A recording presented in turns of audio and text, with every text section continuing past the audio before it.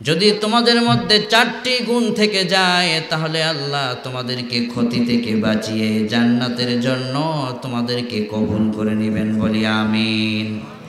আল্লাহ পাক আমাদেরকে বলছেন 4 শ্রেণীর মানুষ তোমরা হও। 1 নম্বর, তোমরা সকলেই ঈমানদার হয়ে যাও।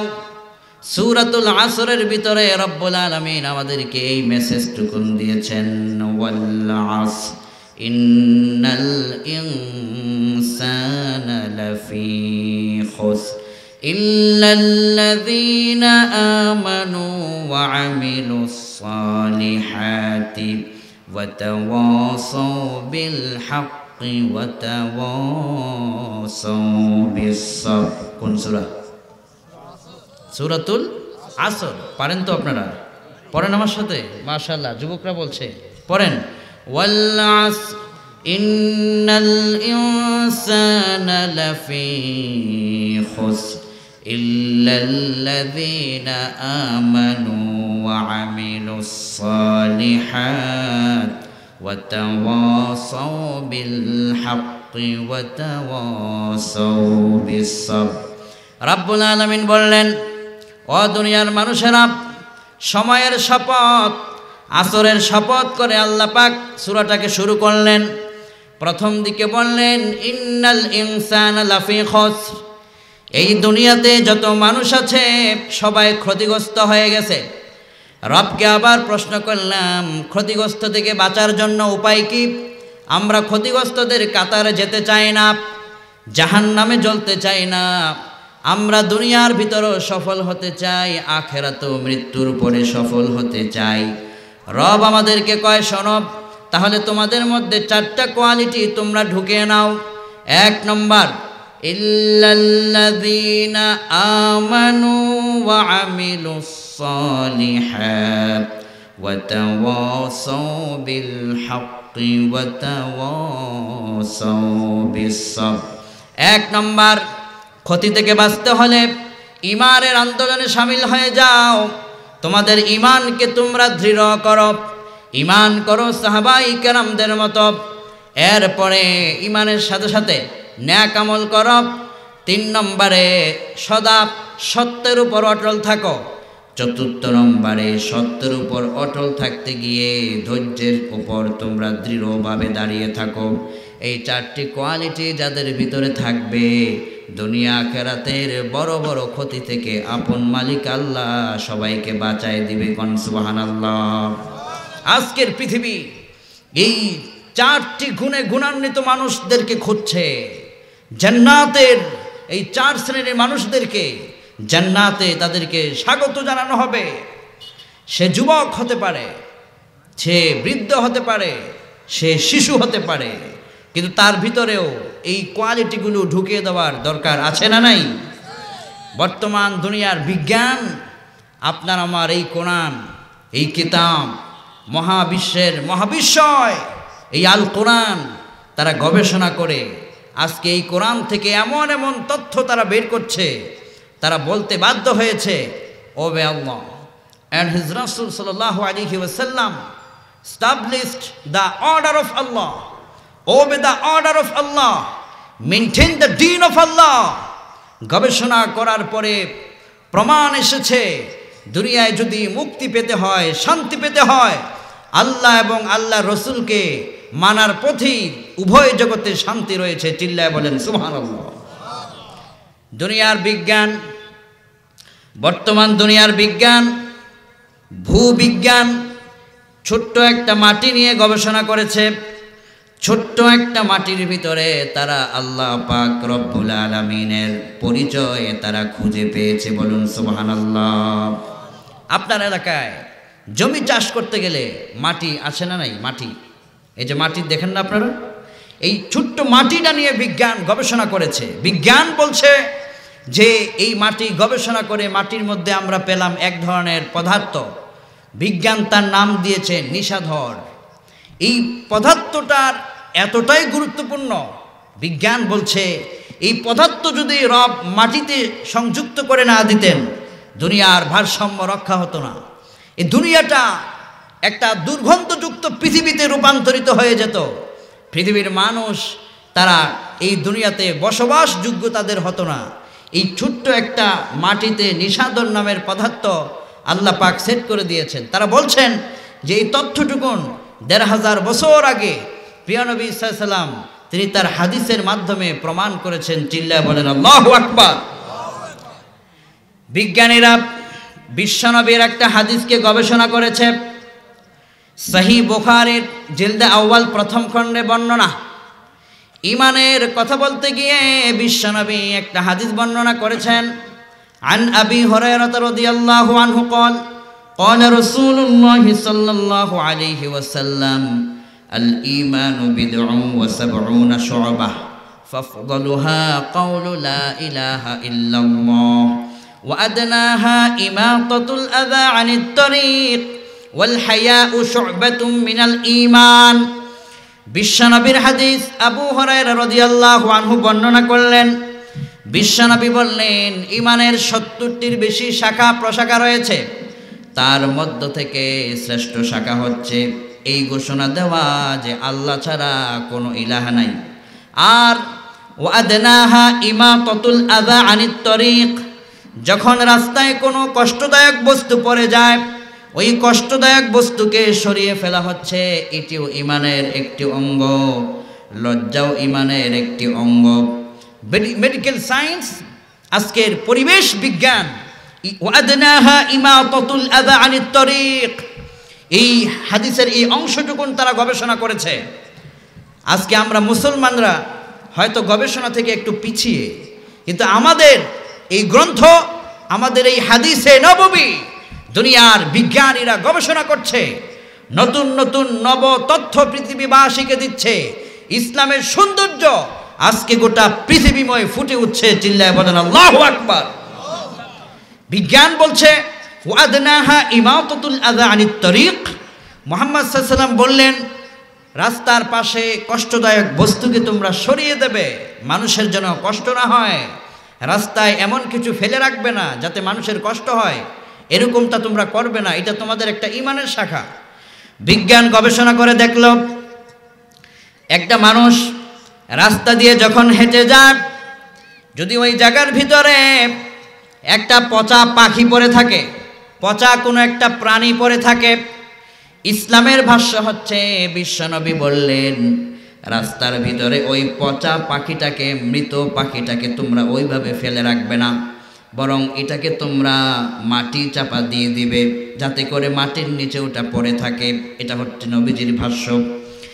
পরিবেশ বিজ্ঞান বলছে এটা তো মেডিকেল সায়েন্সের কথা, যে একটা পরিবেশে যদি কোনো একটা পাখি, কোনো একটা জীব জন্তু যদি উপরে যদি পচা পড়ে থাকে, তাহলে এটা পচে এখানে হাজারো কোটি রকমের জীবাণু, রোগ, ব্যাকটেরিয়া ছড়িয়ে পড়ে। বাতাসের মাধ্যমে এটা চতুর্দিকে পুরো এলাকায় ছড়িয়ে যায়। নাক দিয়ে যখন আমরা, মুখ দিয়ে যখন কথা বলি, শ্বাস নিঃশ্বাস যখন আমরা লোড আনলোড করি, তখন এই জীবাণু আমাদের নাক দিয়ে দেহের ভিতরে প্রবেশ করে, মুখ দিয়ে এই জীবাণু, এই রোগ প্রবেশ করে। বিজ্ঞান বলছে যে মুহাম্মদ সাল্লাল্লাহু আলাইহি ওয়াসাল্লাম যে বললেন রাস্তার পাশে তোমরা জীবাণু, জীবজন্তু যেটা মরে গিয়েছে মৃতটাকে এভাবে ফেলে রাখবে না, মাটি চাপা দেবে, এটা হচ্ছে স্বাস্থ্যসম্মত। বিজ্ঞানীদের কথার সাথে এটি একমত। বিজ্ঞান বলছে কেন মুহাম্মদ সাল্লাল্লাহু আলাইহি ওয়াসাল্লাম বললেন মাটি চাপা দেওয়ার জন্য, তার মূল কারণ হলো এটা পচে দুর্গন্ধটা যেন আমার উম্মতদেরকে ক্ষতি করতে না পারে, ব্যাকটেরিয়া যেন ছড়িয়ে না পড়ে, সেজন্য মাটি চাপা দিয়ে দিলে একদিক থেকে তাদের পরিবেশ রক্ষা হয়, অপর দিক থেকে তারা রোগ থেকে বেঁচে যায়। মেডিকেল সায়েন্স বলছে এই চিকিৎসা বিজ্ঞানের কথা তো আমরা আবিষ্কার করেছি, কিন্তু মুহাম্মদ সাল্লাল্লাহু আলাইহি ওয়াসাল্লাম তো বলেছেন ১৫০০ বছর আগে। এটি প্রমাণ করে মুহাম্মদ সাল্লাল্লাহু আলাইহি ওয়াসাল্লাম বিশ্বের শ্রেষ্ঠ মহাবিজ্ঞানী। চিল্লায় বলেন আল্লাহু আকবার। শুধু এখানেই শেষ নয়, মানুষ যখন মারা যায় মাটির নিচে আমরা দাফন করে দেই। বিজ্ঞানীরা বললেন মুহাম্মদ সাল্লাল্লাহু আলাইহি ওয়াসাল্লাম কেন বললেন মরে যাবার পরে তাদেরকে তোমরা কবর দিয়ে দাও, মাটি চাপা দিয়ে দাও? বিজ্ঞানীরা গবেষণা করে দেখলেন এটাও স্বাস্থ্যসম্মত। যদি এই মৃত প্রাণীটা যদি তার জমিনের উপরে পড়ে থাকে, পচা দুর্গন্ধ হয়ে চতুর্দিকে ব্যাকটেরিয়া ছড়িয়ে পড়বে।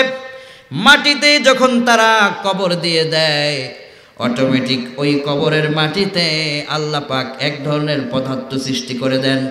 ওই পদার্থটা যখন ওখানে জমা হয়ে যায়, ওই দেহটাকে মাটির সঙ্গে মিশিয়ে দেয়।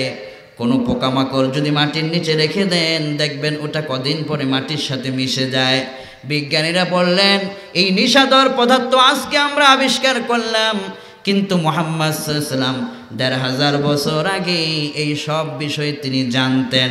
এই জন্য তার রেখে যাওয়া ধর্মটাই হচ্ছে আধুনিক স্বাস্থ্যসম্মত ধর্ম। কোন সুবহানাল্লাহ! স্বাস্থ্যসম্মত ধর্ম ইসলাম ধর্ম, যেটা আমরা ইসলাম ধর্মের উপর আছি, এটা আমাদের সৌভাগ্যের বিষয়। চিল্লায় বলেন আল্লাহু আকবার। শুধু এখানেই শেষ নয়, দিনাজপুরের তাওহীদ জনতা, এই জন্য রব আমাদেরকে বলছেন, শোনো, পৃথিবীর বিজ্ঞানীরা চতুর্দিকে ইসলামকে নিয়ে আজকে গবেষণা শুরু করে দিয়েছে। ইসলামের গবেষণা যত বাড়বে, দিন দিন ইসলামের ভিতরে কাফের মুশরিকেরা দলে দলে তারা প্রবেশ করতে থাকবে। সুবহানাল্লাহ কোন। আজকের গোটা দুনিয়ার আপনার নিউজগুলো পড়ে দেখেন, খোদ আমেরিকায় আর তারপরে রাশিয়ার মস্কোতে, পৃথিবীর বিভিন্ন প্রান্তগুলোতে আজ ইসলামের জয় জয়গান ছড়িয়ে পড়ছে। মালয়েশিয়াতে ইসলামের জয়গান ছড়িয়ে পড়ছে। কাতার বিশ্বকাপে প্রিয় জাকির নায়েক হাফিজাহুল্লাহর বক্তব্য শুনে কালেমা পড়ে দলে দলে লোকেরা কালেমা পড়ে মুসলমান হচ্ছে। কোন আল্লাহু আকবার। যুগে যুগে ইসলামের দাওয়া এভাবেই ছড়িয়ে পড়বে। এজন্য রব বলেন, শোনো, তোমাদেরকে এই 4টি কোয়ালিটি নিয়ে সামনে এগিয়ে যেতে হবে। এই 4টি কোয়ালিটি তোমাদের ভিতরে যখন তোমরা রেখে দিবে, যুবকেরা তোমরা হবে সফল, বৃদ্ধ বাবারা তোমরাও হবে সফল, মায়েরাও হবে সফল। প্রত্যেককে সফল করে দিবেন যিনি, একমাত্র তিনি কে? 4 কোয়ালিটি। 1, ঈমানের সাথে থাকা। ঈমান এটি মানুষের শ্রেষ্ঠ দৌলত। একজন মানুষের যদি ঘর না থাকে, লক্ষ্য করুন ঈমান কত দাম। তাসদীকুন নবী বিজামিই মা জাআ বিহিন নবী সাল্লাল্লাহু আলাইহি ওয়াসাল্লাম। ঈমান মানে হচ্ছে ১৫০০ বছর আগে বিশ্বনবী আল্লাহর পক্ষ থেকে যা নিয়ে এসেছেন, সেগুলোকে মনে প্রাণে দৃঢ় বিশ্বাস করে মেনে নেওয়ার নাম হচ্ছে ঈমান। বিশ্বনবী সাল্লাল্লাহু আলাইহি ওয়াসাল্লাম আমাদেরকে ঈমান শেখাচ্ছেন, শোনো, এই বিষয়গুলোকে তোমরা তাসদীক করে বিশ্বাস করে যখন মনে প্রাণে মেনে নিবে, তখন তোমাদের নামটা ঈমানের খাতায় লিপিবদ্ধ হয়ে যাবে।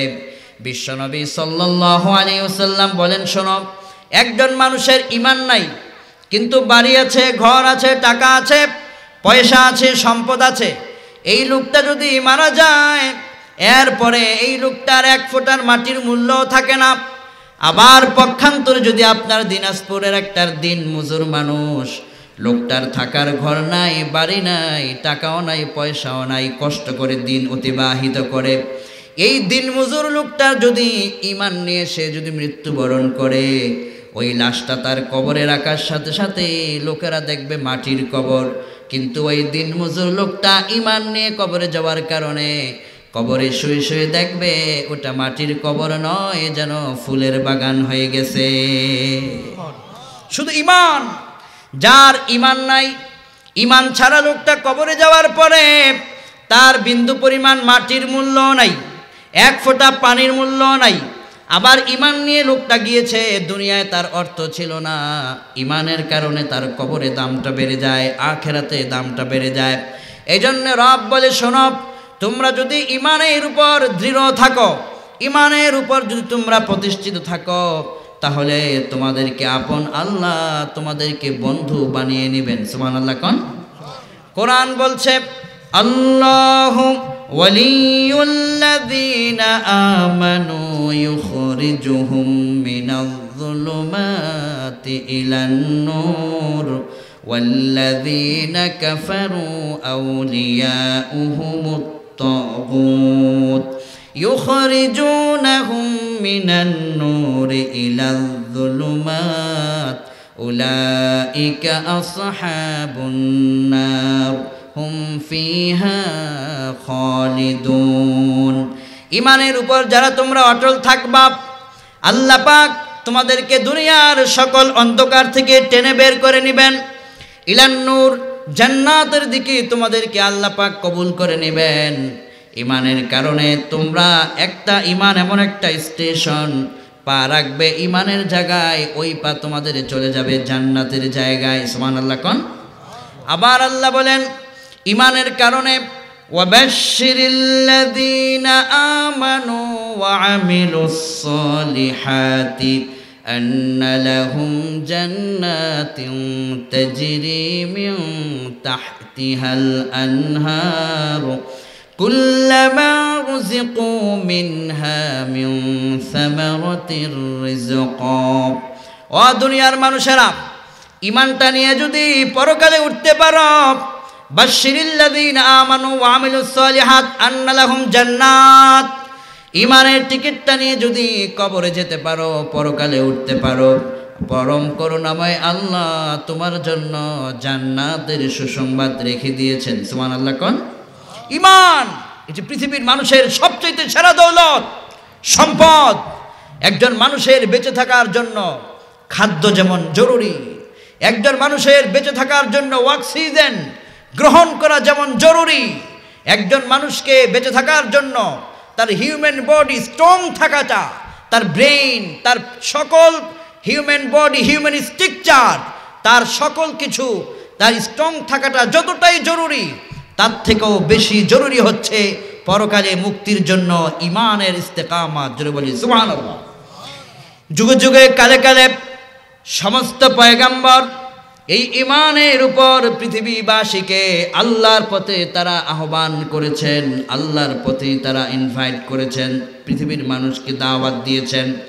শোনো দুনিয়ার মানুষেরা, ইন্নামাল মুমিনুনা আল্লাযীনা ইযা যুকিরাল্লাহু ওয়াজিলাত কুলুবুহুম وَإِذَا تُلِيَتْ عَلَيْهِمْ آيَاتُهُ زَادَتْهُمْ إِيمَانًا وَعَلَى رَبِّهِمْ يَتَوَكَّلُونَ।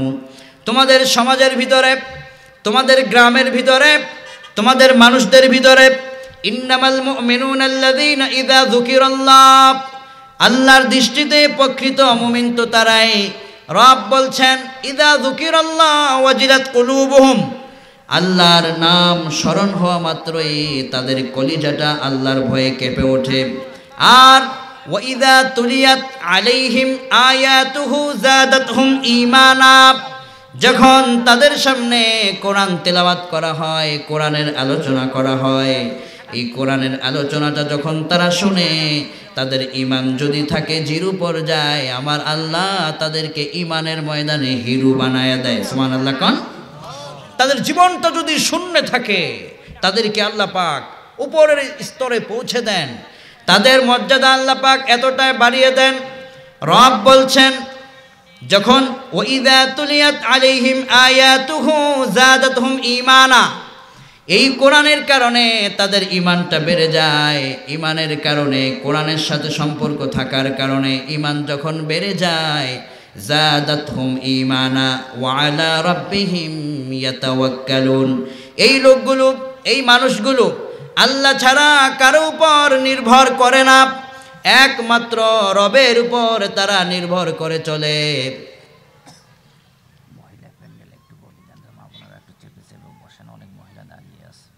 আচ্ছা, মহিলা প্যান্ডেলে অনেক মায়েরা দাঁড়িয়ে আছেন, আপনারা একটু চেপে চেপে বসলে যারা দাঁড়িয়ে আছেন তারা যেন বসার সুযোগ পায়। মায়েরা যারা আপনারা মহিলা প্যান্ডেলে সামনের দিকে আছেন, মাঝে আছেন, আপনারা একটু চেপে চেপে সামনের দিকে বসুন, যাতে করে পিছনের মায়েরা, বোনেরা তারা যেন বসার সুযোগ পায়। আল্লাহ পাক আমাদের এই উপস্থিতি কবুল করুক, সবাই বলি আমিন।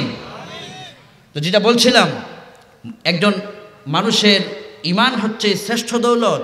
কত শ্রেষ্ঠ দৌলত দেখেন, আল্লাহ পাক বলছেন যাদাতহুম ঈমানা, যখন তারা আল্লাহর কোরআনের আলোচনা শুনতে থাকে, এই যে আপনারা শুনতেছেন, এই যে আপনারা এখন বসে বসে শুনতেছেন, যাদাতহুম ঈমানা। আপনি যদি এখানে আলোচনা শোনার আগে ঈমান যদি আপনার থেকে থাকে 10%, এই মুহূর্তে আলোচনা কোরআন শোনার কারণে আপনার ঈমানের স্তরটা পৌঁছে গিয়েছে 100%। বলেন সুবহানাল্লাহ।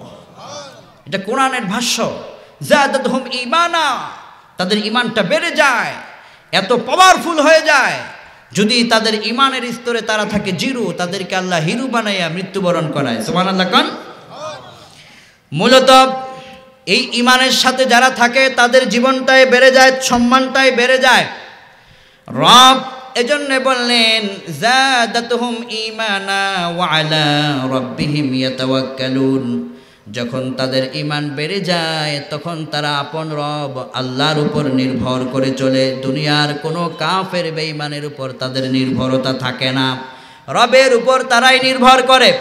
আবার রব বললেন, শোনো, যারা ঈমানের উপর ইস্তেকামত থাকতে চায়, প্রতিষ্ঠিত থাকতে চায়, তারাই মসজিদের সাথে সম্পর্ক রাখতে চায়। এই যে আপনাদের মসজিদ উন্নয়নের কথা বলেছেন, মসজিদের সাথে তাদের একটা সম্পর্ক হয়ে যায়। ইন্নামা ইয়ামুরু মাসাজিদাল্লাহি মান আমানা বিল্লাহ ওয়াল ইয়াউমিল আখির ওয়া আকামাস সালাতা ওয়া আতাজ যাকাতা ওয়া লাম ইয়াখশা ইল্লাল্লাহ ফাআসা উলাইকা আন ইয়াকুনু মিনাল মুহতাদিন। ওই মুমিনগুলো আল্লাহর উপর ঈমান যারা রাখে, আল্লাহর ঘর তারা নির্মাণের কাজে সহযোগী হয়ে যায়, আল্লাহর ঘরের জন্যে তারা সময় দেয়, আল্লাহর ঘরের জন্যে তাদের হৃদয় দেয়। মান আমানা বিল্লাহি ওয়াল ইয়াউমিল আখির, ঈমানের সাথে তারা আল্লাহর উপর বিশ্বাসের সাথে সাথেই আখিরাতের প্রতি তারা বিশ্বাস রাখে। ওয়া আকামাস সালাতা ওয়া আতাজ যাকাত, তারা সালাতের সাথে তারা সম্পৃক্ত থাকে, সালাত কায়েমের সাথে তাদের জীবনটাকে মিলিয়ে নেয়। আর যখন তারা ধনী হয়ে যায় তখন তারা মালের যাকাত দিয়ে দেয়। লাম ইয়াখশা ইল্লাল্লাহ, এই মানুষগুলো আল্লাহ ছাড়া আর কাউকে ভয় করে না, আল্লাহর জন্যেই তাদের গোটা জীবনটা তারা দিয়ে দিতে প্রস্তুত থাকে। সুবহানাল্লাহ কোন। হযরত বেলাল আল্লাহর জন্য জীবনটাকে কুরবান করেছেন। আজকের এই যুবকগুলো আল্লাহর জন্য জীবনটাকে কুরবান করেছেন। এই মুহূর্তে খেলা চলতেছে, কিন্তু একটার পরে একটা খেলা চলতেছে। স্ক্রিনের সামনে যুবকেরা বসে আছে, তার যেই যুবকগুলো, কিছু মায়েরা আছে, যুবকদেরকে টেলিভিশনের স্ক্রিনে বসিয়ে রেখে তাদেরকে একটু পর পর চা পাঠায়, তুই চা খা, এরপরে টেলিভিশন দেখ। গোল একটার পর পর কয়টা হবে আমাকে শুধু জানাবি, এরকম মাও আছে না নাই? মা, আপনি আপনার সন্তানকে শেষ করে দিলেন। দিনাজপুর যদি এরকম মা থাকেন, আপনি আপনার সন্তানকে শেষ করে দিয়েছেন। আপনার উচিত ছিল সন্তানকে বলা যে আমার ছেলে, তুমি এটা না দেখে তুমি অন্তত 2টা মিনিট একটু কোরআনের আলোচনা শোনো, 2টা মিনিট তোমার পড়াশোনার কাজে তুমি ব্যয় করো, নিজেকে এস্টাবলিশ করার জন্য সেখানে ব্যয় করো। কিন্তু মা বুঝে না বলেই বলছে ছেলে কয়েক মিনিট পর পর গোল কয়টা হয়েছে আমাকে হলো আপডেট খবর দে। মায়েদেরও এই ব্যাপারে সচেতন হওয়া দরকার।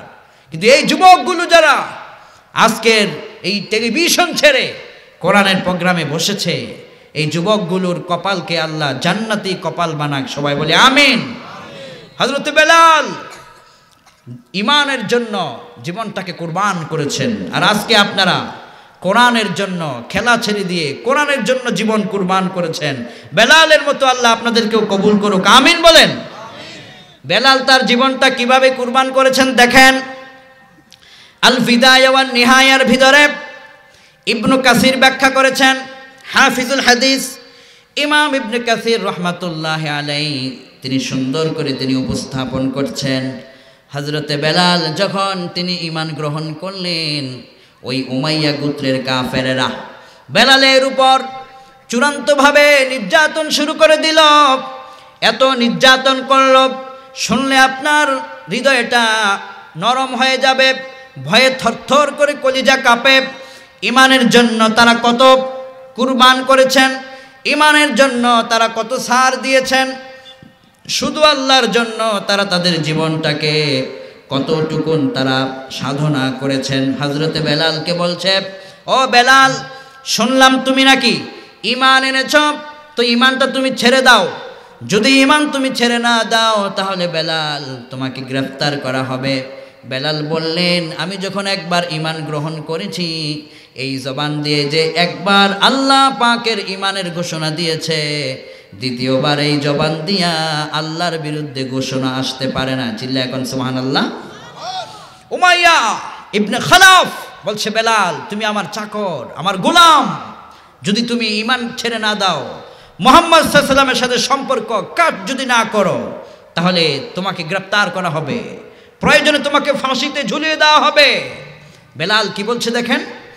বেলাল রাদিয়াল্লাহু আনহুকে মরুভূমির উত্তপ্ত বালির উপর শোয়ায় দিয়া হযরতে বেলালের উত্তপ্ত বালির উপর শোয়া বেলালের উপরে পাথর চাপা দিয়ে দেওয়া হয়েছে। হযরতে বেলালের শরীর থেকে রক্ত বেয়ে বেয়ে পড়তেছে।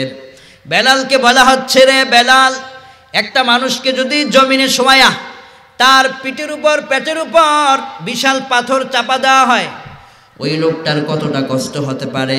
হযরতে বেলাল বললেন, তোমরা আমার দেহের উপর পাথর চাপা দিয়েছ, আমার দেহ থেকে রক্ত বেরিয়ে পড়ছে, তোমরা আমাকে যত কষ্ট দাও, আমাকে তোমরা যত অত্যাচার করো, অত্যাচারের মাত্রা যত বাড়বে, আমি বেলালের ঈমানটা ততই বেড়ে যাবে। সুবহানাল্লাহ।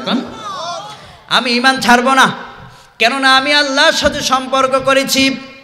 উমাইয়া ইবনে খালাফের লোকেরা কয়, বেলাল, যদি তুমি ঈমানটা না ছাড়ো তাহলে তোমাকে কিন্তু এই পাথর চাপার চাইতে আরো কঠিন শাস্তি দেওয়া হবে।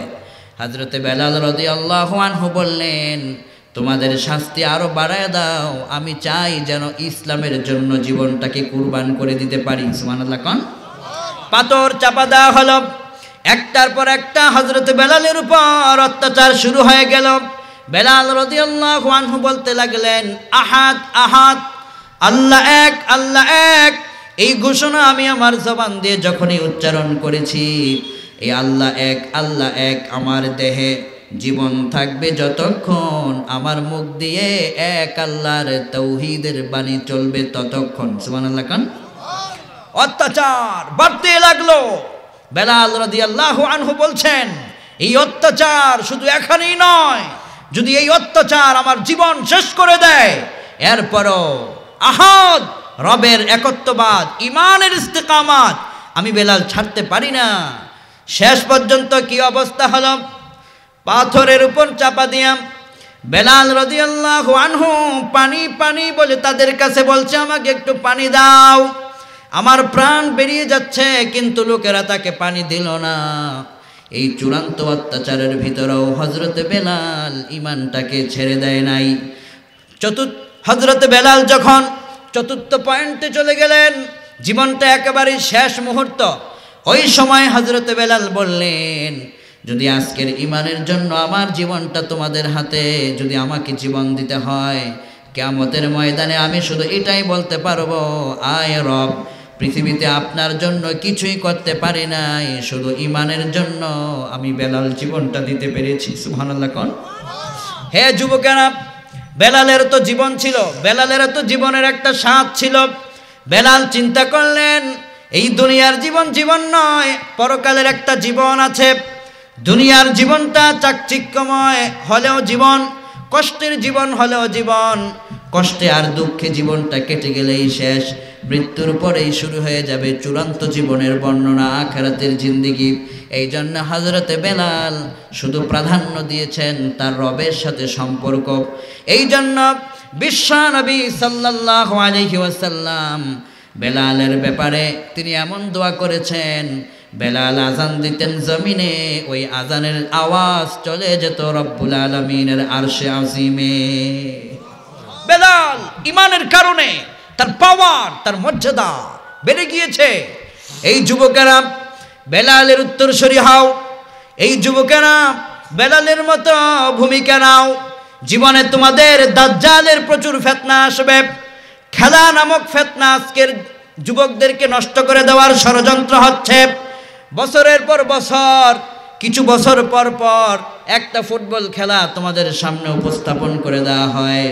ওই একটা ফুটবলটাকে নিয়ে কয়েকজন ওইটাকে নিয়ে খেলাখেলি করে, তামাম বিশ্ব ওই খেলার দিকে নজর থাকে। এই দিক দিয়ে কত হাজার হাজার ঘন্টা ইসলামের পথ থেকে দূরে সরে যায়, টেরও পায় না যুবকেরা, আছে না নাই?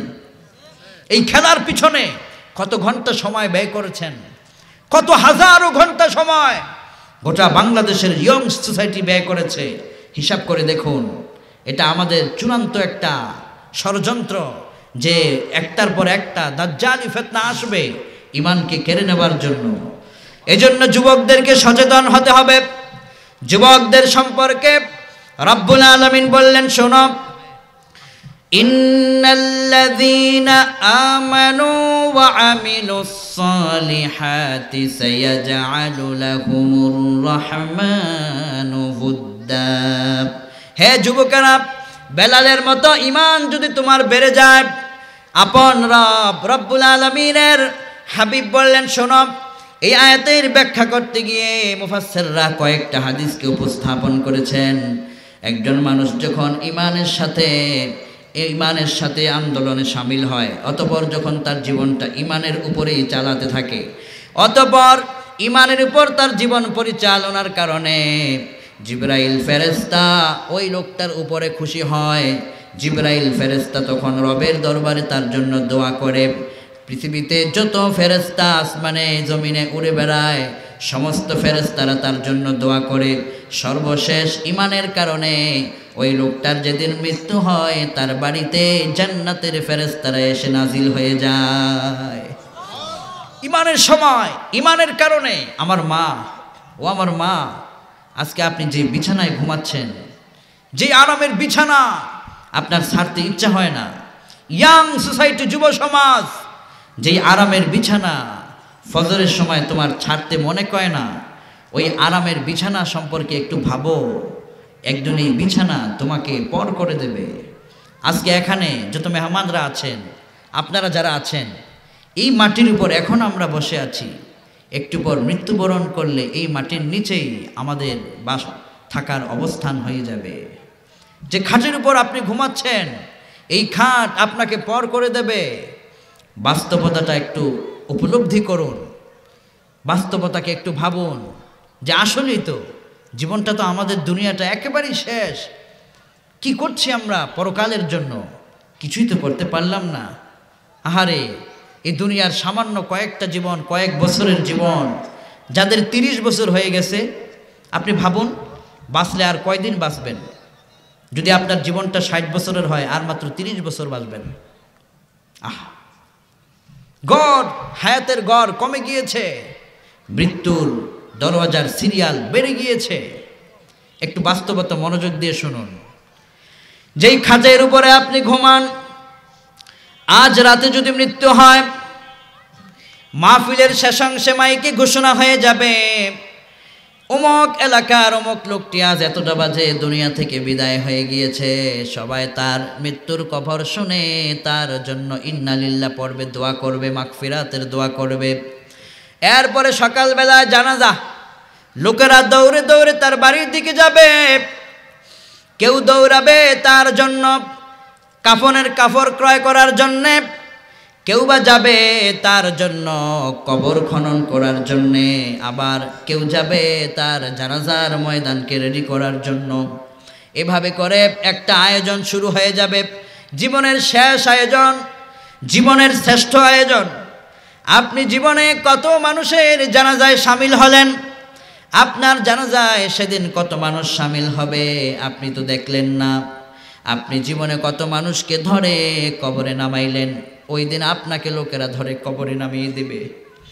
আপন মানুষগুলো, আপন স্ত্রীকে যদি রাতের 12টা বাজে আপনার মৃত্যু হয়েছে, সকাল 10টায় জানাজা, এই মুহূর্তে আপনার লাশটাকে লোকেরা ধরে আপনার ঘরের সবচাইতে কম দামি যে চাদর, ওই চাদরটা দিয়ে আগে আপনার দেহটাকে ঢেকে রাখবে, দামি চাদরটাও আপনার গায়ের উপর দিবে না। ঘরের একটা প্রান্তে আপনার দেহটাকে রেখে দেবে, লাশ রেখে দেবে, একা একা ফেলে রাখবে। সারা রাত আপনার লাশটা পরে থাকবে। আপনার প্রিয়তমা স্ত্রীকে যদি বলা হয় তোমার স্বামীর লাশ এই রাত্রের পরে সকাল 10টায় জানাজা পাহারা দাও, তিনি বলবেন আমার ভয় হয়, লাশের সামনে কেউ থাকতে চায় না, নিজেকে ভীতভাবে ভয় করে। মৃত্যুর পরে আপনার হাতের দামি ঘড়িটা লোকেরা খুলে রাখবে, আপনার ব্যবহারের স্মার্টফোনটা এই ফোনের মালিক আরেকজন হয়ে যাবে, আপনার ব্যবহৃত কম্পিউটারের মালিক আরেকজন হয়ে যাবে, আপনার আইফোনের মালিক আরেকজন হয়ে যাবে, আপনার দামি দামি ব্লেজারের মালিক আরেকজন হয়ে যাবে। এই তো আপনার দুনিয়া। একটু আগে আপনার জীবন ছিল, আপনার ব্লেজার ছিল, টাকা ছিল, সম্পদ ছিল, আপনার সব ছিল। এখন আপনার মৃত্যু হয়ে গেছে, এখন আপনার টাকাও নাই, পয়সাও নাই, সম্পদও নাই, কিচ্ছুই নাই। সবাই শুধু আপনাকে পর পর করে তাড়িয়ে দিবে। যত দ্রুত সম্ভব কবরে নেওয়ার চেষ্টা করবে, দাফন করে লোকেরা আপনাকে ভুলে যাবে। আপনি দুনিয়া থেকে যা নিয়ে যেতে পেরেছেন সেটা নিয়েই আপনি আখেরাতে দাঁড়াবেন। দুনিয়ার মানুষগুলো সেদিন আপনাকে দাফন করে চলে আসবে। এই যে তারা আপনাকে চিরবিদায় করলো, আর আপনার সঙ্গে তাদের দুনিয়ায় আর কোনো দেখা হলো না। ভাই ভাইকে এতিম করে কবরে রেখে দেয়, ছেলে তার সন্তানকে, ছেলে তার বাবাকে কবরে রেখে দেয়। বাবাও অনেক সময় যদি ছেলে মারা যায় নিজ হাতে সন্তানকে মাটিতে দাফন করে দেয়। দুনিয়ার জীবনটা তো এরকম। মৃত্যু দুনিয়ার সব কিছুকে থামিয়ে দেয়, মৃত্যু দুনিয়ার সব কিছুকে স্টপ করে দেয়। এজন্যে আল্লাহ সুবহানাহু ওয়া তাআলা বললেন, ইমানের সাথে তোমরা আখিরাতে আসো, ইমানটা নিয়ে পরকালে আসো। হযরত উবাদা বিন সামিত রাদিয়াল্লাহু আনহু তিনি বলেন, আমি বিশ্বনবীর দরবারে ছিলাম। মুসলিমের বর্ণনা, আন উবাদা বিন সামিত রাদিয়াল্লাহু আনহু قال قال رسول الله صلى الله عليه وسلم من شهد أن لا إله إلا الله وأن محمدا عبده ورسوله حرم الله عليه النار। যে ব্যক্তি ইমানের আন্দোলনে শামিল হয়, ইমানটাকে গ্রহণ করে নেয়, কালিমায়ে শাহাদার বাক্যকে গ্রহণ করে, ইমানটাকে গ্রহণ করে নিয়েছে, ওর জন্য আমার আল্লাহ জাহান্নামের আগুনকে হারাম করে দিবে। সুবহানাল্লাহ। আবার উসমান রাদিয়াল্লাহু আনহু তিনি বলছেন, বিশ্বনবী বললেন, একজন মানুষ যখন মৃত্যুর লাস্ট প্রান্তে চলে যায়, আহারে মৃত্যুর লাস্ট প্রান্ত মানুষের কত কঠিন হয়। আন উসমান রাদিয়াল্লাহু আনহু قال قال رسول الله صلى الله عليه وسلم من مات وهو يعلم أنه لا إله إلا الله دخل الجنة। একজন মানুষ যখন মৃত্যুর দুয়ারে পৌঁছে যায়, এমন সময় তার মৃত্যুর ঘন মুহূর্ত শুরু হয়ে যাবে। এই সময় যদি তার মান মাতা ওয়া হুয়া ইয়ালামু, লোকটা মৃত, এই মুহূর্তে মৃত্যুবরণ করতে যাচ্ছে, এমন সময় তার ব্রেনের ভিতরে আছে আল্লাহ এক, মুহাম্মদ সাল্লাল্লাহু আলাইহি ওয়াসাল্লাম আল্লাহর বান্দা এবং রাসূল। এইটা স্মরণে রেখে যে ব্যক্তি মৃত্যুর সময় এইটা স্মরণে রেখে দুনিয়া থেকে বিদায় হতে পারে, বিশ্বনবী বললেন জান্নাতের দরওয়াজা তার জন্য ওপেন হয়ে যাবে। কিন্তু মৃত্যুর সময় কালেমা পড়াটা বড় কঠিন ব্যাপার। তখন শয়তান ওয়াসওয়াসা দেয়, শয়তান ঈমানকে কেড়ে নিয়ে যায়। শয়তান তখন দুনিয়ার চাকচিক্য চোখের সামনে তুলে ধরে। শয়তান তখন ঈমানকে কেড়ে নেওয়ার জন্য প্রধান টার্গেটে থাকে। এজন্য বিশ্বনবী বললেন, দুনিয়ার ভিতরে ঈমানের সম্পদের চেয়ে বড় কোনো সম্পদ তোমাদের নাই। এই ঈমানের সম্পদটা যার যত বেশি হবে, মৃত্যুর সময় তার জবান দিয়ে তত আগেই কালিমাটা বেরিয়ে যাবে। সুবহানাল্লাহ কোন। আর একবার যখন কালিমা বেরিয়ে যাবে, রব আপনাকে ঈমানের একটা দৌলত দান করবেন। বিশ্বনবী বললেন, শোনো, যখন তোমরা ঈমানের উপর থাকো, মৃত্যুর দুয়ারে যখন তোমরা পৌঁছে যাবে, ওই সময় যদি ঈমানের সহিত থাকো, আমি আল্লাহ, আমার আল্লাহ পাক আসমান থেকে তোমার বাড়িতে দলে দলে সেদিন রহমতের ফেরেশতা নাযিল হবে। সুবহানাল্লাহ কোন। দিনাজপুরের ঘর, ছোট্ট কুড়ে ঘর, এই ঘরে আপনার এমপি সাহেব যদি হঠাৎ করে আসে, আপনি কত খুশি হবেন। আমার এমপি সাহেব, আপনার সভাপতি সাহেব, আর যদি প্রধানমন্ত্রী আইসাই যায়, আপনি বলবেন আই এম সাকসেস, আমার জীবন সফল, আমার এই কুড়ে ঘরে প্রধানমন্ত্রী আসছে, আমার এই কুড়ে ঘরে অমুক আসছে, অমুক সাহেব আসছে, দিনাজপুরের সবচেয়ে আপনাদের কাছের লোক তিনি আসলেন, কত খুশি হবেন। অথচ আপনার ঘরের এই কুড়ে ঘরে, ছোট্ট ঘরে যদি আপনার ঈমান থাকে, মৃত্যুর সময় দুনিয়া तमाम পৃথিবীর চাইতেও শ্রেষ্ঠ মেহমান যারা জান্নাতি ফেরেশতারা আপনার ঘরে নাজিল হবে, সেদিন আপনার ঘরটা কত মূল্যবান হবে। সুবহানাল্লাহ কোন। কোরআনে আল্লাহ বললেন, শোনো, তাতানাজ্জালু আলাইহিমুল মালাইকাতু আল্লা তাখাফু ওয়া লা তাহজানু ওয়া আবশিরু বিল জান্নাহ আল্লাতী কুনতুম তুআদুন। ঈমানের সাথে তোমরা দুনিয়াতে থেকেছ, ঈমানের কারণে গুনাহ তোমাদের সামনে হাজির হয়েছিল, গুনাহকে ছেড়ে দিয়েছ। ঈমানের কারণে তোমরা তোমাদের অর্থ মসজিদে দিয়েছ, ঈমানের কারণে তোমরা তোমাদের অর্থ দিয়ে কোরআনের প্রোগ্রামের আয়োজন করেছ। ঈমানের কারণে মা আপনি পর্দায় করে চলেছেন, ঈমানের কারণে আপনি পরকীয়ায় যান নাই, ঈমানের কারণে আপনার সতীত্বকে আপনি রক্ষা করেছেন। রব বলবেন, তাতানাজ্জালু আলাইহিমুল মালাইকা, আমার এই জান্নাতি বান্দা ঈমানের কারণে সে এখন মৃত্যুর শয্যায়, আল্লাহ পাক জান্নাত থেকে ফেরেশতা পাঠাবেন আপনার ঘরে। সেদিন জান্নাতের ফেরেশতা আসবে। ওই যে একটা ভিডিওর ভিতরে ছোট্ট ছেলে মানুষ আরাবিয়ান, সে বলছে হসপিটালের ভিতরে রাতের গভীর অন্ধকারে হঠাৎ করে সাংবাদিকদেরকে সে ডাকাডাকি শুরু করল। হসপিটালের লোকেরা বলল, কি হয়েছে?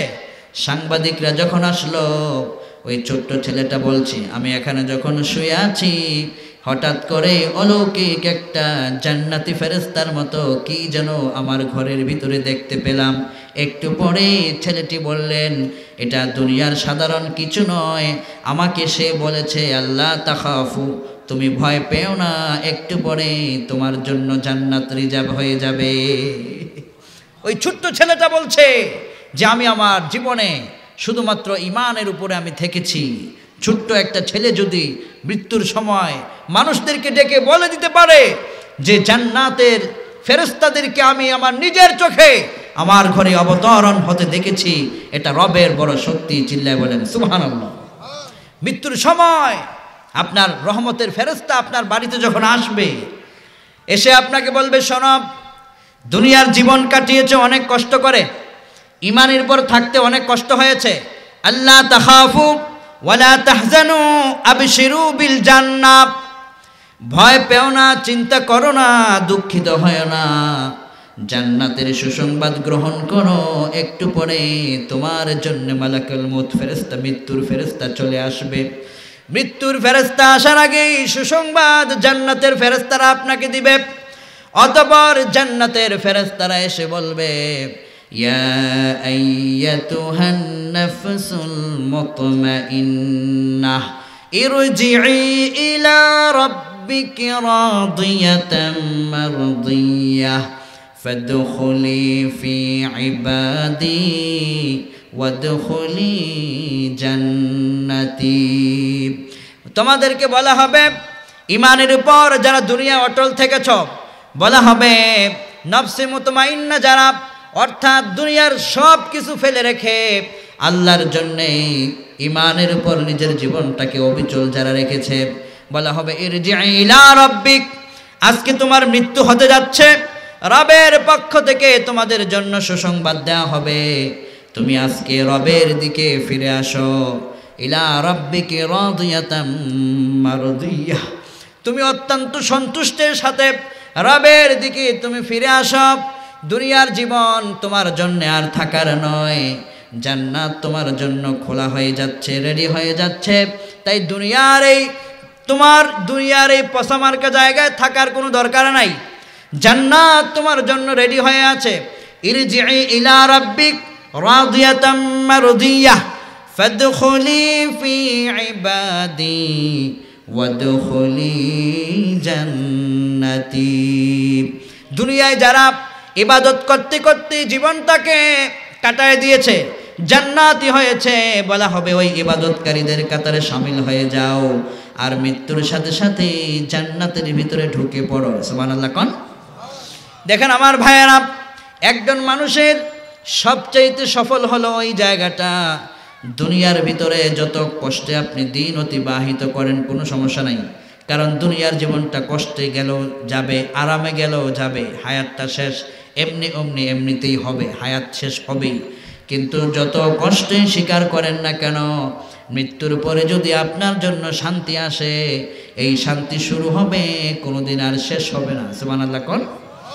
এই জন্য যুবকদেরকে বলে যাই, ইমানের উপর ইস্তেকামত থাকার জন্যে হযরতে সুমাইয়া রাদিয়াল্লাহু আনহা ইসলামের জন্য, ইমানের জন্য কত ত্যাগ করেছেন। আজকে যত মা বোনেরা এসেছেন, আপনার ঘরের ভিতরে স্টার জলসা, জি বাংলা, যত টেলিভিশন নগ্নলঙ্গ ছবিগুলো প্রচার করা হয়, ইমানের জন্য যদি এগুলোকে আপনি ছাড়তে পারেন। হযরতে সুমাইয়া ইমানের জন্য কি করলেন দেখেন। হযরতে সুমাইয়া রাদিয়াল্লাহু আনহা এমন একজন আল্লাহর জান্নাতি মহিলা, যিনি দুনিয়া ইসলামের জন্য সর্বপ্রথম তিনি তার জীবনটাকে কুরবান করেছেন, শহীদ হয়েছেন। আল্লাহু আকবার। একজন বৃদ্ধা মহিলা ছিল, তাফসীরের ভিতরে এসেছে সুমাইয়া রাদিয়াল্লাহু আনহা বৃদ্ধা একজন মহিলা ছিল। তার ঘরের ভিতরে টাকা ছিল না, পয়সা ছিল না, অভাবের দিন যায়। আহারে, সকালে খেলে দুপুরে খাবার পায় না, দুপুরে খেলে রাত্রে তার ঘরে খাবার নাই। সুমাইয়া এভাবে করে বৃদ্ধা একজন মহিলা, কিন্তু ইমানের ব্যাপারে তিনি অটল ছিলেন। লোকেরা তাকে বলল, সুমাইয়া তুমি নাকি মুহাম্মদ সাল্লাল্লাহু আলাইহি ওয়াসাল্লামের উপরে ঈমান আনছো। সুমাইয়া কয়, হ্যাঁ আমি আব্দুল্লাহর ছেলে মুহাম্মদ সাল্লাল্লাহু আলাইহি ওয়াসাল্লামের উপর ঈমান এনেছি, কালেমা পড়েছি। লোকেরা বলছে তুমি বৃদ্ধা মানুষ, তোমার ঘরে খাবার নাই, আর ঈমান নিয়ে তুমি পড়ে আছো। সুমাইয়া রাদিয়াল্লাহু আনহা বললেন, ঈমানের এমন একটা মজা পেয়েছি, তামাম দুনিয়াতে যদি না খেয়েও থাকতে হয়, এরপরেও ঈমানের মজা আমি ছাড়তে পারি না। সুবহানাল্লাহ কোন। অতঃপর সুমাইয়া রাদিয়াল্লাহু আনহা বৃদ্ধা মানুষ, তাকে ডাকা হলো। কাফেরেরা তাকে ডেকে ডেকে ময়দানের ভিতরে নিয়ে গেল।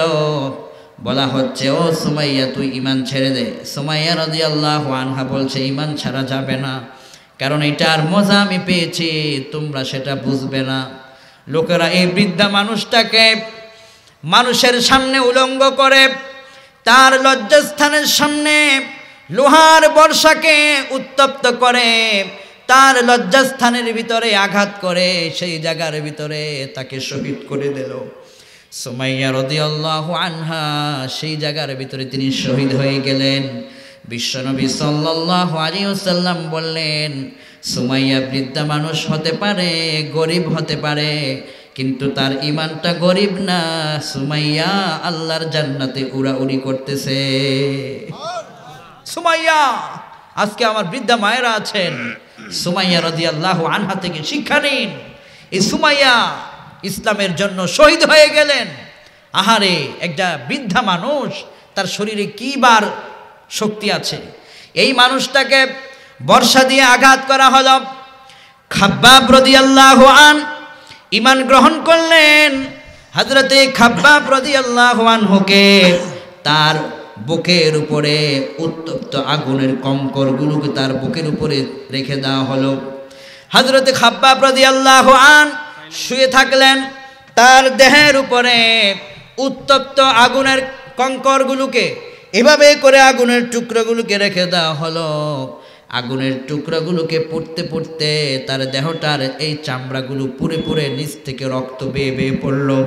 হযরতে খাব্বাব রাদিয়াল্লাহু আনহুর পিঠের ভিতরে অসংখ্য আগুনের দাগ। ওমর বিন খাত্তাব রাদিয়াল্লাহু আনহু বললেন, তোমার ইসলাম গ্রহণের বিষয়ে, ঈমানের উপর থাকার বিষয়ে কোনো মারাত্মক কোনো ঘটনা যদি থেকে থাকে আমাকে শোনাও। হযরতে খাব্বাব রাদিয়াল্লাহু আনহু তার বুকের কাপড়টাকে খুলে দিলেন আর বললেন, ওমর আমার পিছনের অংশটা দেখুন। ইসলাম গ্রহণের কারণে, ঈমানের উপর অবিচল থাকার কারণে কাফেরেরা আমার এই পিঠের উপরে আগুনের টুকরাগুলোকে রেখে দিয়েছে। আগুনের কঙ্করগুলো আমার দেহটাকে ছেদ করে দিয়েছে। এই ভিতরের অংশ ভেদ করে প্রবেশ করে রক্তগুলোকে খসে খসে আমার চামড়াগুলো পুড়ে পুড়ে পড়ে গিয়েছে, আমার রক্তে মরুভূমির বালি পর্যন্ত লাল হয়ে গিয়েছে। এরপরেও আমি ইমানের উপর থেকেছিলাম। ওই ইমানের উপর থাকার কারণে আমার পিঠের দাগ আজও ছেড়ে যায় নাই। ইমানের জন্য বেলাল দিলেন জীবন, সুমাইয়া রাদিয়াল্লাহু আনহা শহীদ হলেন, খাব্বাবরা দিলেন জীবন। হে দিনাজপুরের যুবকেরা, ইমানের জন্য এরকমভাবে তোমাদের উপর যতই রকমের পেরেশানি চলে আসুক, যত রকমের ফিতনায় চলে আসুক, ইমানের পরীক্ষায় যারা পরীক্ষা দেয় তাদের জীবনটাকে সফল করে দিবেন কে? এই ইমানটা আমাদের বড় সম্পদ। এই ইমান আমাদেরকে সালাতের আন্দোলন শিখায়, ইমান আমাদেরকে ভ্রাতৃত্ববোধ শিখায়, ইমান আমাদেরকে মানুষের ভিতরে আন্তরিকতা শেখায়, ইমান আমাদেরকে জান্নাতের পথ দেখায়, এই ইমান আমাদেরকে দুনিয়ায় সকল গুনাহের পথ থেকে বাঁচায়। বিশ্বনবী সাল্লাল্লাহু আলাইহি ওয়াসাল্লাম দুনিয়া থেকে যখন তিনি বিদায় হয়ে যাবেন, মালাকুল মউত আজরাইল আলাইহিস সালাতু ওয়াস সালাম বিশ্বনবীর দরবারে হাজির হবেন। বুখারীর বর্ণনা শামাইলের ভিতরে দেখলাম হযরত আনাস বিন মালিক রাদিয়াল্লাহু আনহু তিনি বর্ণনা করলেন, হে উম্মত, তোমার নবী আমার নবী যখন দুনিয়া থেকে বিদায় হয়ে যান তখন তার ইমানের স্পিডটা কেমন ছিল শুনে নাও। আনাস বিন মালিক রাদিয়াল্লাহু আনহু বলেন, জিবরাইল ফেরেশতা বিশ্বনবীর দরবারে হাজির হলেন, আল্লাহর হাবিবকে সালাম দিলেন, অতঃপর বললেন, ইয়া রাসূলুল্লাহ, আল্লাহ জানতে চেয়েছেন আপনি কেমন আছেন। আল্লাহ তো জানেন, তারপরও আপনার জবান দিয়ে আল্লাহ শুনতে চায়। আসসালামু আলাইক, ইন্নাল্লাহা ইয়াকরাউকা সালাম। ইয়া রাসূলুল্লাহ, ইয়া হাবিবাল্লাহ, আজকে আমি আমার সাথে আরেকজন ফেরেশতা, নতুন একজন ফেরেশতা নিয়ে এসেছি। এই ফেরেশতা আপনার দরবারে আপনার ঘরে প্রবেশ করার আগে অনুমতি নিতে চায়, কিন্তু এই ফেরেশতা পৃথিবীতে যত জায়গায় গিয়েছে কারো কাছ থেকে কোনো অনুমতি নেয় নাই। বিশ্বনবী বললেন, তিনি আবার কোন ফেরেশতা? জিবরাইল ফেরেশতা বললেন, ইয়া রাসূলুল্লাহ, তিনি হলেন মালাকুল মউত, যিনি সবার জানকে কবজ করেন। এই পৃথিবীতে কত রাজা কত বাদশার জান কবজ করা হলো, কারো কাছে তিনি অনুমতি নেওয়া যায় নাই। শুধু আল্লাহ বলেছেন যাতে আপনার কাছে অনুমতি নিয়ে আদবের সাথে প্রবেশ করা হয়। বিশ্বনবী বললেন, অনুমতি দাও। অনুমতি চলে এলো। মালাকুল মউত বিশ্বনবীর ঘরে প্রবেশ করলেন, সালাম দিলেন, আপনাকে সালাম দিয়েছেন, আর বলেছেন আপনি যদি চান তাহলে দুনিয়া থেকে আল্লাহ আপনাকে উঠিয়ে নেবেন। বিশ্বনবী বললেন, যদি আমি না চাই? তখন মালাকুল মউত বললেন, আল্লাহ অর্ডার করেছেন যদি আপনি যেতে না চান তাহলে আপনার উপর যেন কোনো জবরদস্ত করা না হয়, আমাকে চলে যেতে বলা হয়েছে। আল্লাহর হাবিবকে জিবরাইল ফেরেশতা বললেন, ওগো আল্লাহর হাবিব, আল্লাহ আপনাকে আমি জিবরাইল ফেরেশতাকে বলেছেন আপনি যত দ্রুত সম্ভব রবের জন্য আপনি প্রস্তুতি নিন, আপনার সঙ্গে সাক্ষাতের জন্য মহান আল্লাহ ইন্তজার অপেক্ষা করতেছেন। সুবহানাল্লাহ, আপনার জন্য অপেক্ষা করছেন। বিশ্বনবী সাল্লাল্লাহু আলাইহি ওয়াসাল্লাম তিনি বললেন, ও আমার ফেরেশতারা, ও ফেরেশতা, তাহলে তুমি রবের হুকুমে আমার দেহ থেকে প্রাণটাকে নিয়ে যাও। বিশ্বনবী অসুস্থ হয়ে পড়লেন। শামাইলের ভিতরে বাবু মা জাআ ফি ওয়াফাতি রাসূলিল্লাহি সাল্লাল্লাহু আলাইহি ওয়াসাল্লাম নামক অনুচ্ছেদের ভিতরে আনাস বিন মালিক রাদিয়াল্লাহু আনহু তিনি বর্ণনা করলেন যে আমি বিশ্বনবীর সময় বিশ্বনবীর কাছে হুজুরের জীবনের শেষ প্রান্তে আমি নবীজির কাছে ছিলাম। আমি হুজুরের জীবনের শেষ প্রান্তের চেহারাটা দেখে অবাক হয়ে গেলাম। তিনি একটু পরে দুনিয়া থেকে বিদায় হবেন, তার চেহারার ভিতরে আমি যখন নজর করলাম আমি দেখতে পেলাম যেন আল্লাহর 30 পারা কোরআনের ঝলকটা তার চেহারার ভিতরে ফুটে উঠেছে। মৃত্যুর সময় মানুষ তো পেরেশান থাকে, সব কিছু নিয়ে পেরেশানিত হয়ে যায়, কিন্তু আমি নবীকে দেখেছি মৃত্যুর সময় তার চেহারায় কোরআনের ঝলক। আয়েশা রাদিয়াল্লাহু আনহাকে বললেন, ও প্রাণের স্ত্রী এদিকে আসো। হযরত আয়েশা কাছে আসলেন। আয়েশা, আমাদের ঘরে রেখে যাওয়া কিছু সম্পদ আছে, আমি দুনিয়া থেকে বিদায় হয়ে যাব, সম্পদগুলো কোথায়? হযরত আয়েশা রাদিয়াল্লাহু আনহা বললেন, ইয়া রাসূলুল্লাহ, সম্পদগুলো ঘরের ভিতরে খুব যত্ন করে রাখছি। স্বর্ণের কয়েকটা টুকরা ছিল। বিশ্বনবী বললেন, আয়েশা, সম্পদগুলো নিয়ে আসো। স্বর্ণগুলো নিয়ে আসা হলো। হযরতে আয়েশা রাদিয়াল্লাহু আনহাকে বলা হলো, তুমি এই স্বর্ণগুলো এখনই তুমি সদকা করে দাও, আল্লাহর রাস্তায় তুমি এগুলোকে দান করে দাও। হযরত আয়েশা রাদিয়াল্লাহু আনহা বললেন, ইয়া রাসূলুল্লাহ, দুনিয়া থেকে আপনি বিদায় হয়ে যাবেন, আমরা থেকে যাব।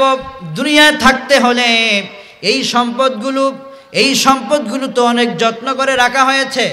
বিশ্বনবী বললেন, আমি এমন একটা মুহূর্তে আল্লাহর দরবারে যেতে চাই যেন রবকে দেখাতে পারি, আয় রব, তোমার জন্য আমার জীবনটাকেও দিয়ে এসেছি, আমার ঘরের ভিতরে সম্পদ যা ছিল তাও তোমার রাস্তায় আমি দান করে এসেছি।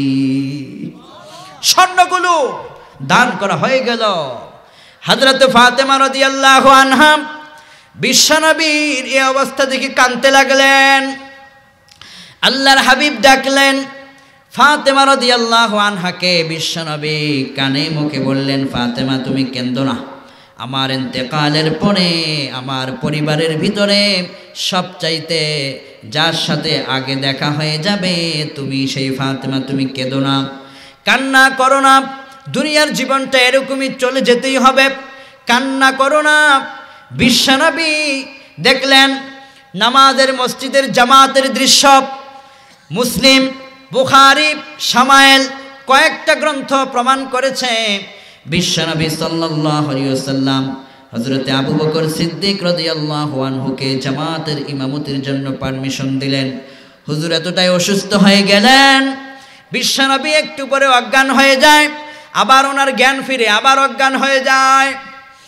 যখনই বিশ্বনবীর জ্ঞান ফিরল, হযরতে আয়েশাকে বললেন, ওগো আয়েশা, আমার উম্মতের কি অবস্থা, নামাজের জামাতের কি অবস্থা, আমাকে শোনাও। ওগো ইয়া রাসূলুল্লাহ, হযরতে আবু বকর আমার বাবার ইমামতিতে জামাত শামিল হচ্ছে, জামাত আপনার উম্মতেরা ছুটে যেতে দেয় নাই। সাহাবাই কেরাম পঙ্গপালের মতো দৌড়ে নবীজির দরবারে ছুটে এসেছেন। আবু বকর কান্দে, ওমর কান্দে, উসমান আলী রিদওয়ানুল্লাহি তাআলা আলাইহিম আজমাইন, সাহাবাই কেরামদের চোখে পানির বন্যা পেয়ে যাচ্ছে। আহারে, বিশ্বনবীকে আমরা হারাবো আর নবীজির পিছনে সালাত আদায় আমাদের হবে না, নবীজির পিছনে আর আমাদের জিহাদের ময়দানে শামিল হবে না। বিশ্বনবী দুনিয়া থেকে বিদায় হয়ে যাবেন। হযরতে আবু বকর সিদ্দিক রাদিয়াল্লাহু আনহু সবচাইতে বেশি কান্না করেছেন। হযরতে সাহাবাই কেরাম বিশ্বনবীর জন্য পাগল হয়ে যাচ্ছেন। এমন সময় আল্লাহর হাবিব দুনিয়া থেকে যেই মুহূর্তটা বিদায় হয়ে যাবেন, সবাইকে লক্ষ্য করে মৃত্যুর শেষ প্রান্তে বললেন, আসসালাত ওয়া মা মালাকাত আইমানুকুম, নামাজ নামাজ, আমার উম্মতেরা নামাজ। দুনিয়া থেকে আমি বিদায় হয়ে যাচ্ছি, দুইটা কথা জীবনের শেষ প্রান্তে নবীজি বললেন, আসসালাত ওয়া মা মালাকাত আইমানুকুম, ও আমার উম্মতেরা, যেখানেই থাকো, যে অবস্থাতে থাকো, নামাজ ছেড়ে দিও না, নামাজ ছেড়ে দিও না। আর তোমরা তোমাদের অধীনস্থদের দায়িত্ব দেখভাল করিও, তোমাদের অধীনস্থ স্ত্রীদের হক সঠিকভাবে আদায় করবা। তোমার অধীনস্থ কোনো কাজের লোক, তার উপর অধিকার ঠিকমতো আদায় করবা। তোমার স্ত্রীকে তুমি যা খাবে তাও খাওয়াবা, তুমি যা পড়বে তোমার স্ত্রীকে তা পড়াবা, তাকে তুমি কষ্ট দিও না, তার গালের ভিতরে আঘাত দিও না।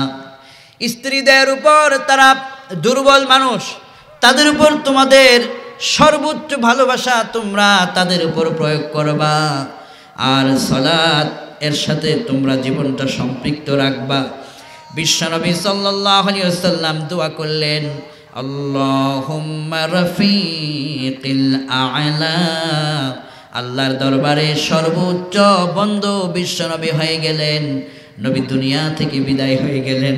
আল্লাহর হাবিব দুনিয়া থেকে বিদায় হওয়ার শেষ প্রান্তে নবীজি কলিজার টুকরা ফাতেমার কথা বললেন না, স্ত্রীর কথা বললেন না, হাসান হুসাইন আলী সাহাবাদের কারো কথা বললেন না, মৃত্যুর সময় ধন সম্পদের কথা বললেন না, মৃত্যুর সময় তিনি তার নিজের কথাও, নিজের পার্সোনাল কথাও তিনি বললেন না। মৃত্যুর সময় তিনি উম্মতকে বললেন, নামাজ নামাজ নামাজ, আমার উম্মতেরা নামাজ নামাজ। মৃত্যুর সময় উম্মতকে তিনি বুঝায় গেলেন যে আমার মৃত্যুর লাস্ট প্রান্তে এসে আমি তোমাদেরকে নামাজের জামাআতের দৃশ্য তোমাদেরকে আমি দেখায় গেলাম। এই আবু বকরের ইমামতিতে যেভাবে জামাত চলছে, কিয়ামত পর্যন্ত আমার উম্মতদের এভাবে করে সালাতের জামাত চলবে। এই দৃশ্য গোটা দুনিয়ায় ছড়িয়ে যাবে, গোটা দুনিয়ায় ইসলামের জয় জয়গান ছড়িয়ে পড়বে। সুবহানাল্লাহ বলে। বিশ্বনবী মৃত্যুর সময়, দুনিয়া থেকে বিদায় হবার সময় জামাতের কথা বলে গেলেন, দুনিয়া থেকে বিদায় হওয়ার সময় নামাজের কথা বলে গেলেন। যে নবীজি দুনিয়া থেকে বিদায় হওয়ার সময় নামাজের কথা বলে গেলেন, উম্মতদেরকে নামাজের কথা আহ্বান করে গেলেন, সেই উম্মত নবীজিকে ভালোবাসে দাবি করে কিন্তু নামাজ পড়ে না, ওই লোকের ঈমান পূর্ণাঙ্গ হবে না। ঠিক কিনা বলেন? ঈমানের পূর্ণাঙ্গতা শামিল করতে হলে শুধু বললেই হবে না ভালোবাসি, বিশাল সাইনবোর্ড লাগায় বিশ্ব আশিক রাসূল সম্মেলন, নামাজের খবর নাই, নারী পুরুষ একসাথে নাচানাচি, আছে না নেই? এগুলো ভণ্ড নামের কলঙ্ক। বাংলাদেশে সবচাইতে ভণ্ডদের বেশি আখড়া, যারা ভালোবাসার দাবি করে কিন্তু সুন্নাহ মানে না, এরা সবচাইতে ধোঁকাবাজ, ফিতনাবাজ। ঠিক কিনা? ভালোবাসার দাবি করলে হয় না, পালনের মাধ্যমে নিজেকে সবার সামনে উপস্থাপন করতে হয়। হে আমার মা বোনেরা, হযরত রাসূল আরবী সাল্লাল্লাহু আলাইহি ওয়াসাল্লাম মৃত্যুর সময় যেই সালাতের আহ্বানটা দিয়ে গেলেন, ও আমার মা, ওই সালাতের প্রতি আপনার নিজের জীবনটা কতটুকু যত্নবান আপনি করতে পেরেছেন? হযরতে রাসূল আরবী সাল্লাল্লাহু আলাইহি ওয়াসাল্লাম বললেন, একটা মা, একটা মহিলা, এই যে শীতকাল চলছে, আহারে যুবক, যখন ফজরের আজান হয় ওই সময় যুবক আরও তার ঘুমটাকে নতুন করে স্টার্ট করে, অথচ ফজরের সময় বিশ্বনবী সাল্লাল্লাহু আলাইহি ওয়াসাল্লাম বলছেন, জান্নাত থেকে ফেরেশতারা পৃথিবীর জমিনে নাজিল হয়, যারাই ফজরের সালাতে শামিল হয় ওই রহমতের ফেরেশতাদের রহমতের বাতাস তারা সবাই পেয়ে মুগ্ধ হয়ে যায়। সুবহানাল্লাহ। কোন সকাল বেলায় বিশ্বনবী বলছেন, মান সাল্লা সুবহ ফাহুয়া ফি যিম্মাতুল্লাহ, সকাল বেলায় যদি কোনো ব্যক্তি ফজরের সালাত একদিন পড়লো, ওই দিন সারা দিন সে ব্যক্তি আল্লাহর রহমতের ছায়ায় আবৃত থেকে গেল। সকাল বেলায় ফজরের সালাত। আয়েশা রাদিয়াল্লাহু আনহা বললেন, বিশ্বনবীর দরবারে তিনি উপস্থিত, বললেন, ইয়া রাসূলুল্লাহ, 2 রাকাত নামাজের মূল্য কত বেশি, যদি আপনি আমাদেরকে একটু বলতেন।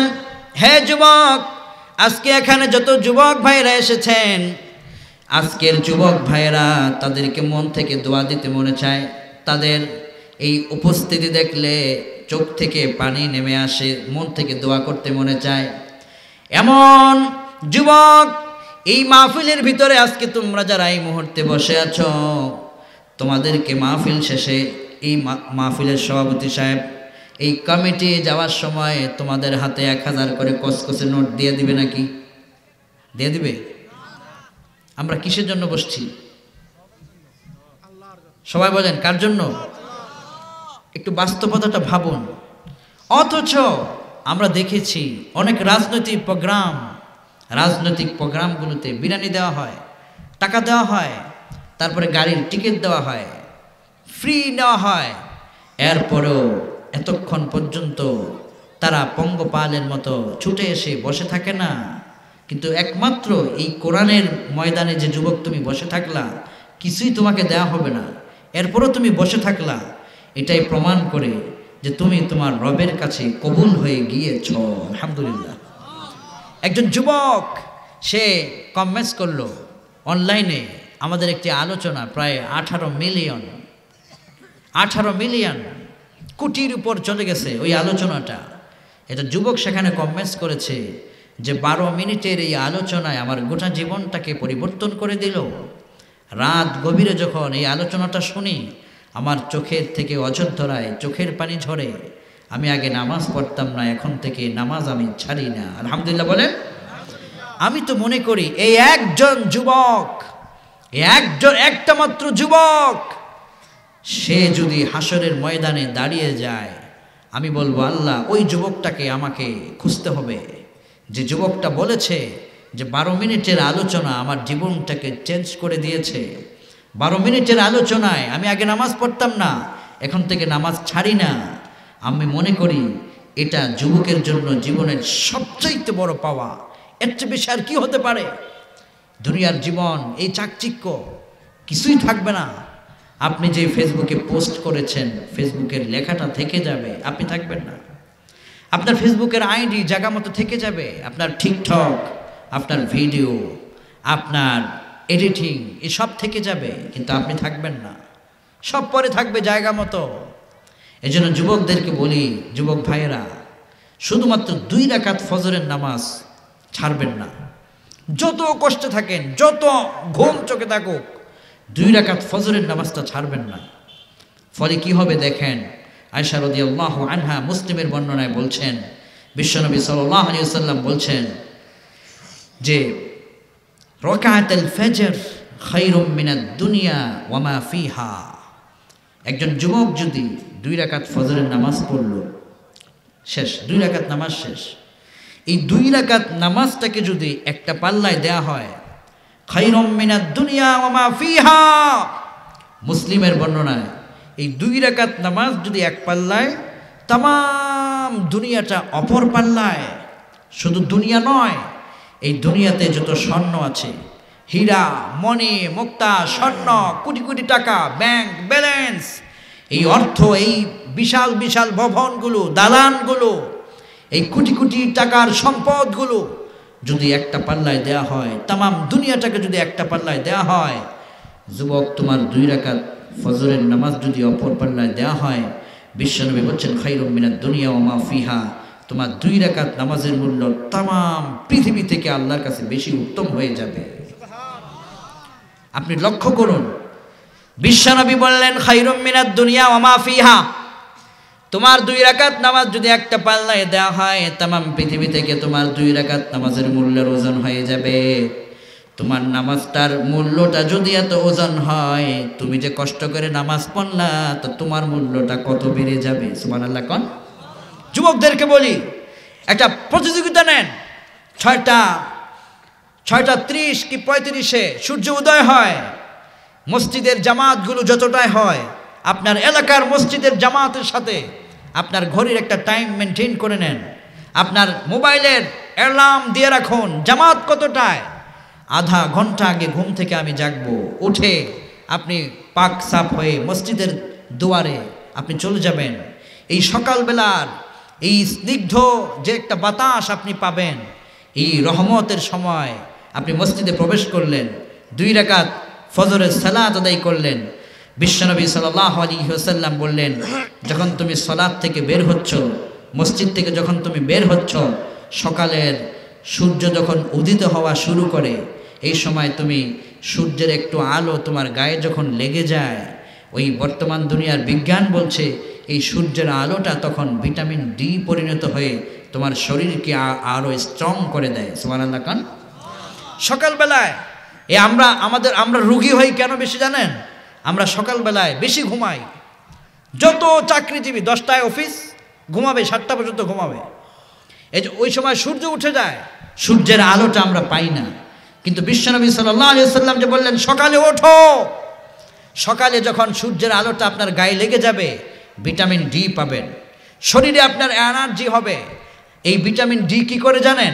মেডিকেল সায়েন্স বলছে আপনার এই দেহের বিভিন্ন জায়গায় হালকা হালকা ব্যথা হয়, যখন আপনার বিভিন্ন জোড়াগুলো ব্যথাযুক্ত হয়ে যায়, এই ভিটামিন ডি আপনার ব্যথাগুলোকে দূর করে। যখন সূর্য উঠে যায়, আপনি হাঁটতে হাঁটতে আপনি আপনার কাজে চলে গেলেন, দিনের প্রথম কাজটা সালাতুল ফজর দিয়ে শুরু হলো, ওই দিনের সারাটা দিন ফাহুয়া ফি জিম্মাতুল্লাহ, আল্লাহর রহমতের ছায়ায় আপনি আবৃত হয়ে থাকবেন। সুবহানাল্লাহ বলেন। বর্ণনা করেন, বিশ্বনবী বললেন মান সাল্লা সালাতানা, যে ব্যক্তি আমাদের মতো সালাত আদায় করে, বিশ্বনবী যেভাবে সালাত শিখিয়েছেন এইভাবে সালাত আদায় করে কাবাকে পবিত্র ওই কাবাকে কাবলা হিসেবে জেনে সম্মানের সাথে কাবার দিকে এসে সালাত আদায় করে আর আল্লাহর দেওয়া হালাল বস্তুগুলোকে জবাই করে খায়। বিশ্বনবী সাল্লাল্লাহু আলাইহি ওয়াসাল্লাম বললেন এই সালাতের কারণে ওই লোকটাকে মুসলমানদের পূর্ণাঙ্গ কাতারে আল্লাহ শামিল করে নেয়। সুবহানাল্লাহ কোন। এজন্য আসুন আজকের এই প্রোগ্রামের আমাদের একটা প্রতিজ্ঞা হোক যে আমরা আমাদের জীবনটাকে নামাজের রঙে রঙিন করব, ইমানের রঙে রঙিন করব। বেলাল, সুমাইয়া, হযরতে খাব্বাব রিদওয়ানুল্লাহি তাআলা আলাইহিম আজমাইন তাদের মতো জীবনটাকে আমরা সাজিয়ে নেব। আল্লাহ তুমি আমাদেরকে তৌফিক দিও। সবাই বলি আমিন। ক্ষতি থেকে বাঁচার জন্য 1 নম্বর ইমানের সাথে জীবনকে চালানো, 2 নম্বর এই দুনিয়ার ভিতরে যতদিন থাকবেন ততদিন বেশি বেশি নেক আমল চালিয়ে যাবেন। যেখানে আপনি আমল দেখবেন সেখানে আপনি নেক আমল করবেন। আল্লাহ রাব্বুল আলামিন বললেন ইন্নাল্লাযীনা আমানু ওয়া আমিলুস সালিহাতি কানাত লাহুম জান্নাতুল ফিরদাউসি নুজুলা। তুমি যখন নেক আমল করবে ঈমানের সাথে জান্নাতকে তুমি খুঁজতে হবে না, ইন্তেকালের পরে জান্নাত নিজে তোমাকে স্বাগত জানানোর জন্য তৈরি থাকবে। জান্নাতকে খুঁজতে হবে না, জান্নাত তোমাকে খুঁজবে। সুবহানাল্লাহ বলেন। জান্নাত তোমাকে খুঁজবে, তোমার নেক আমলের কারণে জান্নাত তোমাকে খুঁজবে। তারপরে 3 নম্বরে দুনিয়ার ভিতরে যতদিন থাকবেন 3য় গুণ হলো সত্যের উপর অবিচল থাকবেন। সমাজের ভিতরে ন্যায় সততা প্রতিষ্ঠা করার সংগ্রাম নিজের ভিতরে রাখা, সত্যের পথ থেকে যেন দূরে সরে না যায় সেই বিষয়ে নিজেকে আত্মনিয়োগ করা। রব্বুল আলামিন বললেন শোনো, ইয়া আইয়ুহাল্লাযীনা আমানুত্তাকুল্লাহ ওয়া কুলু কাওলান সাদীদা। যখনই কোনো কথা বলবা সত্যের কথা ছড়িয়ে দেবা, সত্যের আন্দোলনে শামিল হবা। সত্য যেখানে থাকবে সেখানে তোমার উপস্থিতি থাকবে, যেখানে মানুষের কল্যাণের কাজেই তোমার উপস্থিতি থাকবে। 4 নম্বরে তোমার এই জিন্দেগিটা যতই কাটাবা দুনিয়ার ভিতরে ঈমানের উপর থাকতে গেলে, সত্যের উপর থাকতে গেলে, নেকের কাজে থাকতে গেলে তখন তোমার জীবনটার ভিতরে শয়তানি ওয়াসওয়াসা আসবে। ওই সময় ধৈর্যের সাথে আল্লাহর কাছে সাহায্য চেয়ে যাবে। তাহলে রব বলছেন তোমার মতো ধৈর্য ধারণকারীর সঙ্গে আপন আল্লাহ তার রহমতের ছায়াগুলো বিছিয়ে দিবেন। সুবহানাল্লাহ কোন। ওয়াবাশশিরিস সাবিরিন, তোমার জন্য ওই ধৈর্য ধারণকারীদের জন্য সুসংবাদ নাজিল হয়ে যাবে। ইন্নাল্লাহা মা'আস সাবিরিন, আর যারা এভাবে করে ধৈর্যের সাথে থাকে রব্বুল আলামিন ধৈর্য ধারণকারীদের সাথেই আছেন। সুবহানাল্লাহ কোন। জীবনটাকে পরিচালনার জন্যে, দুনিয়ার জীবনে সাকসেস হওয়ার জন্যে, আখিরাতের জীবনে সাকসেস হওয়ার জন্যে ঈমান, নেক আমল, সত্যের উপর চলা, সত্যের উপর চলতে গিয়ে ধৈর্য ধারণ করা, এই 4টি কোয়ালিটি যাদের জীবনের মধ্যে পাওয়া যাবে বিশ্বনবী সাল্লাল্লাহু আলাইহি সাল্লামের বার্তা হলো তাদের জন্য বাশশিরিল্লাযীনা আমানু ওয়া আমিলুস সালিহাত আন্না লাহুম জান্নাত, তাদের জন্য জান্নাত অপেক্ষা করবে। আল্লাহ এই 4 গুণওয়ালা মহান ব্যক্তিদের কাতারে তুমি আমাদের সবাইকে শামিল করে নাও, বলি আমিন। আমাদের আজকের এই প্রোগ্রামের সকল ইয়াং সোসাইটি, যুব সমাজ কষ্ট করে যারা আয়োজন করেছে তাদেরকে তুমি এই 4 গুণে গুণান্বিত করো। মা বোনেরা যারা আছে সবাইকে করো। এখানে আমরা যারা আছি আমাদের সবাইকে এই 4 গুণে গুণান্বিত হয়ে আমরা যেন জান্নাতি হয়ে দুনিয়া থেকে বিদায় হতে পারি। আল্লাহ তুমি আমাদেরকে তৌফিক দাও, জীবনের সকল গুনাহ ক্ষমা করো। সবাই বলি আমিন।